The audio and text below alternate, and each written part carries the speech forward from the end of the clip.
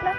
من حاضرم شخصا حجابم رو محکمتر نگه دارم، اما وقتی جایی رفتن ازم پارتی نخوان، بهم نگه با من رابطه داشته باش من استخدامت میکنم.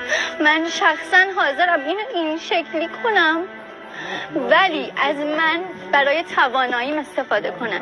اگر فکر میکنید که من درس خوندم که با درس به جایی برسم، باید بگم خیر. من رستوران داشتن رو تجربه کردم، من آنلاین شاپ زدم، من 2 تا مدرک فنی حرفه‌ای آرایشگری هم دارم، من همه کار کردم و نشد. و این وضعیت من سنا نیست، شاید صدها نفر در ایران وضعیت منو دارن و بعد با رشته حقوق باید بشینم سالها آزمون بدم که آیا اگر این نسل سنباد و سهمیه تموم شد من به جایی برسم. یعنی اگر این خودکار به قول آقای حسینی، اگر این خودکار جای بچه شهید، فرزند شهید بره سر جلسه کنکور رتبه میاره، ولی من نه.